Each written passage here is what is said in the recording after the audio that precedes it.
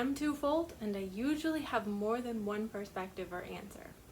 I'm really excited to make my first YouTube video because I'm really excited about my 2021 reading challenge. I've been working on it for a long time, actually.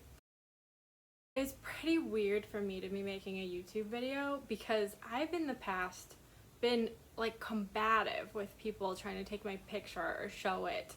I edited myself out of a funeral photo once. I think it's time to get over that, so this is me giving myself high exposure therapy. Before I gush about the actual challenge, I want to talk about my aspirations for this channel. I have eclectic interests and things I want to share, and it seems to me that YouTubers kind of tend to stick to one subject. I may not. Down the road, I may branch into some other spaces and subjects. I am a professional career counselor, and I've had an interest for a long time in creating content for people to see between appointments. It's like a refresher on my tips or advice. I just haven't felt equal to the task. So for now, I'm gonna focus on this reading challenge. Cat. If I do branch out in the future, I will be sure to use helpful tags and playlists. In the meantime, my videos may actually be really short as I learn to edit and get over myself. So, if you're still with me, here's the challenge. This year, in 2021, I want to read a book by an author from every African country.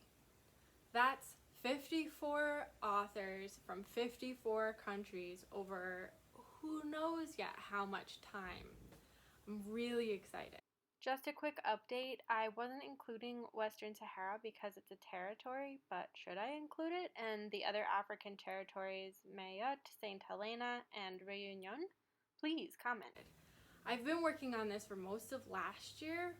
I compiled a list of authors by country and then sort of checked of like what I could find from my local library. So here's why I want to do this. I do currently read African authors and authors of African descent, my current favorites being Helen Oyemi and Bessie Head. But among others too, I noticed that who I've been exposed to is typically from Nigeria or South Africa. No one has ever pushed me to read a book or exposed me to a book from Gambia or Senegal. It just doesn't happen. That line from The Good Place, is it racist for me to say Africa? It just kept playing in my head. I know that Africa is a huge and diverse place because I've been there. And yet, as a white American, there is no cultural pressure or incentive for me to know as much about that continent as, quite honestly, any other.